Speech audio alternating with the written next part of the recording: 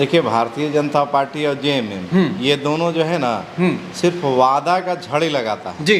BJP के लोग वादा किए थे कि 15 लाख रुपया, 2 करोड़ रोजगार, महंगाई, भ्रष्टाचार, इंटरनेशनल लेवल पर हम बहुत सारा काम करेंगे, डबल इंजन की सरकार और नौजवानों को रोजगार। अरे इनको शर्म आना चाहिए। जेएमएम के लोग भी बहुत वादा किए कि 5 लाख रोजगार, कि बेरोजगारी भत्ता, 50% महिलाओं की भागीदारी और कल कारखाना उद्योग सारा चीज़ लगाने का, लेकिन एक भी वादा पूरा नहीं हुआ।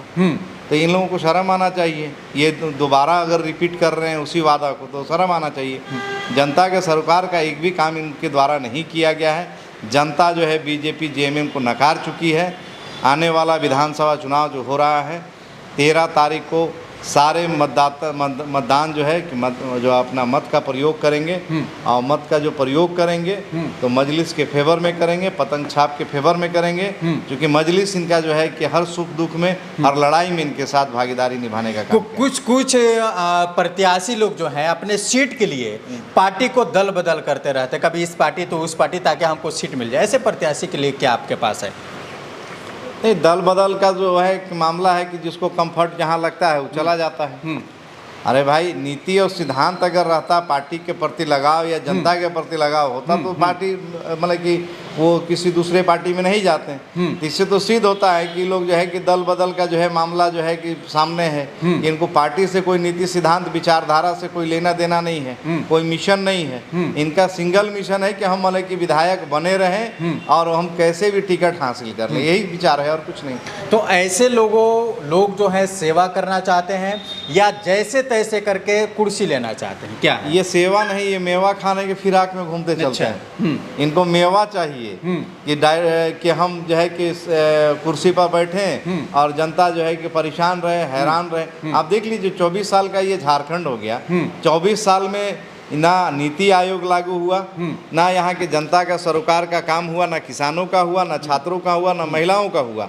यहाँ के व्यवसायी परेशान हैं, यहाँ के कर्मचारी परेशान हैं, यहाँ के शिक्षक परेशान हैं, यहाँ के जो है आंगनबाड़ी, जल सहिया, सहायिका या पुलिस सहायक पुलिसकर्मी, ये तमाम लोग परेशान हैं। झारखंड बना था झारखंडियों के लिए और झारखंड बनने के बाद भी जो है कि झारखंडियों को कोई मान सम्मान नहीं मिला।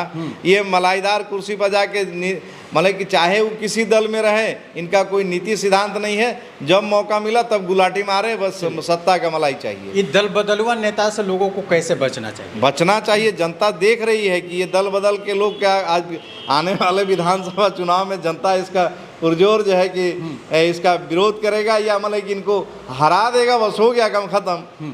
जो दल बदल का काम किए या मतलब कि वादा करके वादा पूरा नहीं किए हैं, आज लोग देखिए प्रलोभन तरह तरह का ना जो है देना शुरू कर दिए हैं। अरे भाई, प्रलोभन में मत पड़िए।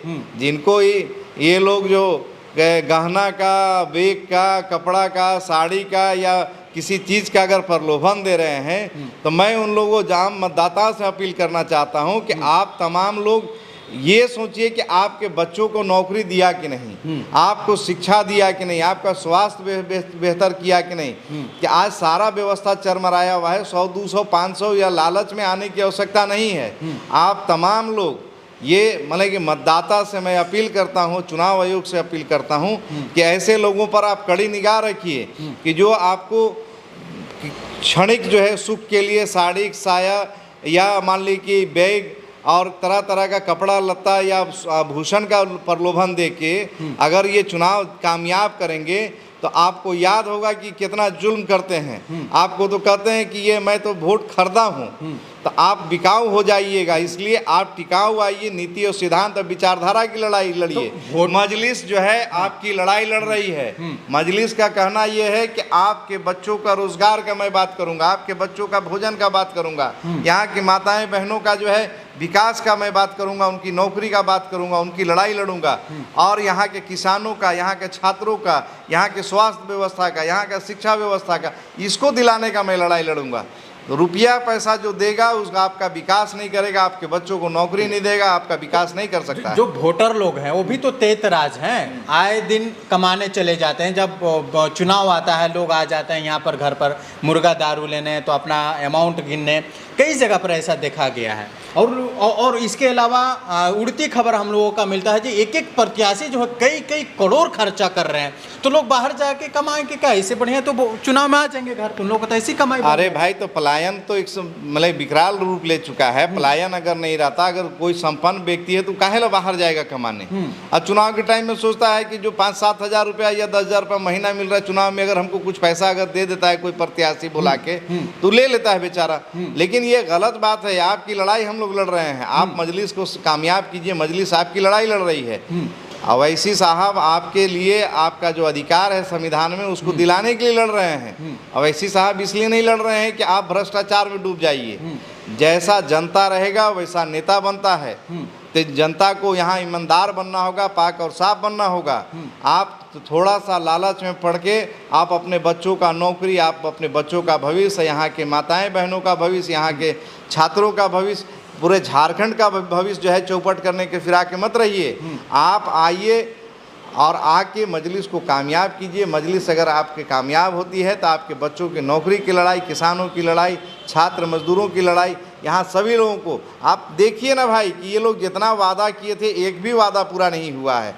ई श्रम बनवाएं, फसल बीमा योजना या तरह तरह का सुखाड़ का योजना, यहाँ पर महिलाओं की भागीदारी, उप राजधानी, स्वास्थ्य व्यवस्था, सारा चीज़ पर बोला, लेकिन काम तो कहीं नहीं किया। कहीं आप देख लीजिए कि जेएमएम और बीजेपी दोनों एक ही सिक्का के दो पहलू हैं। इनका चेहरा अलग है। जेएमएम के लोग बात करते हैं आपस में, जे एमएन खान जो उठ रहे हैं कहीं ना कहीं मंत्री जी का वोट आप काट रहे हैं और भारतीय जनता पार्टी का फायदा पहुंचा रहे हैं। देखिए, बात ऐसा है कि जेएमएम का वोट काट रहे हैं, ये उनका कहना है जी। अरे हम कह रहे हैं कि हम अपना हिस्सेदारी ले रहे हैं जी।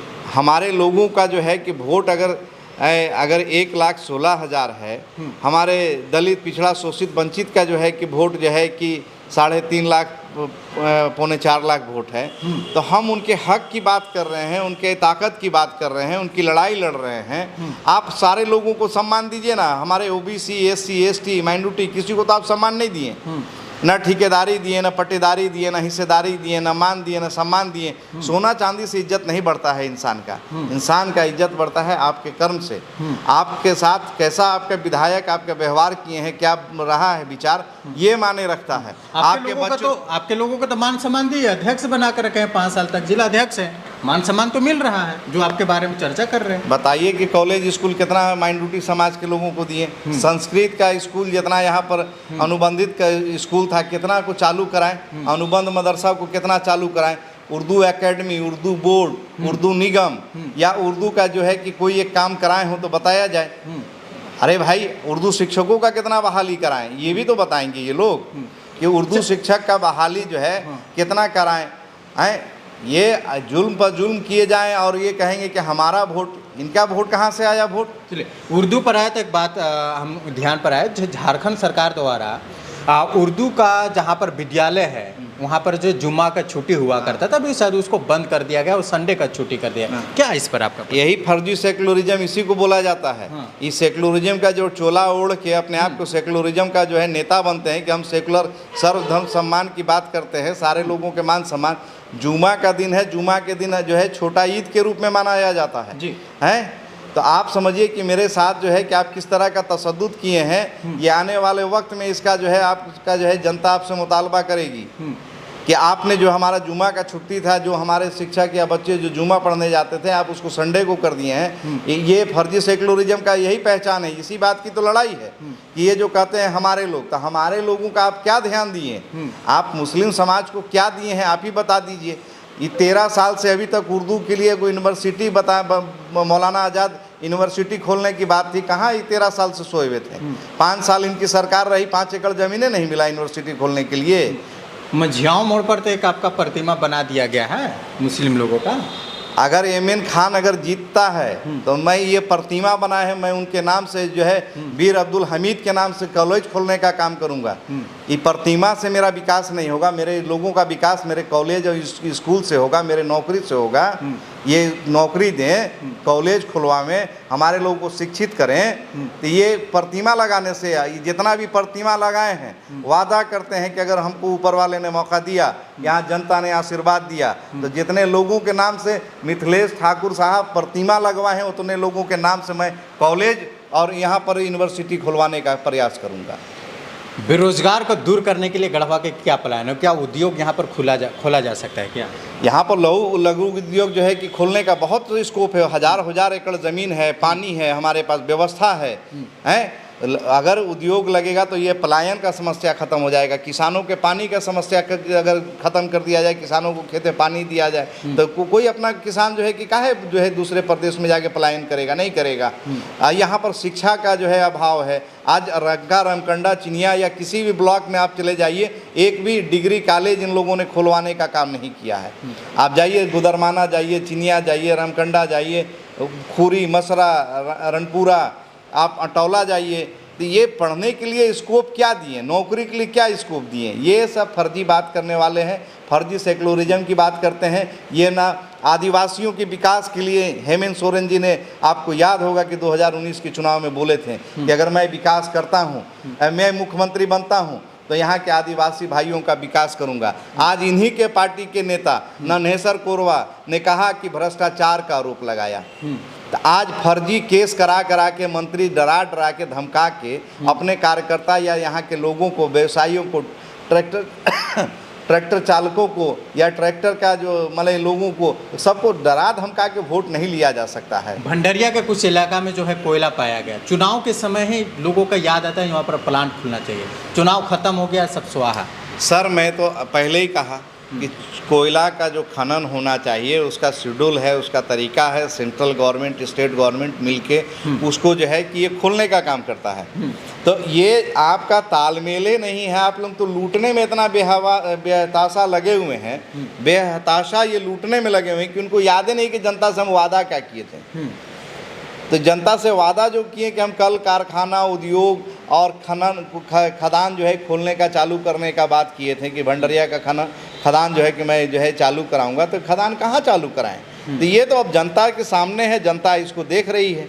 आने वाले विधानसभा में 13 नवंबर को बढ़िया से जवाब देगी कि जेएमएम और बीजेपी के लोग कितना वादा किए थे।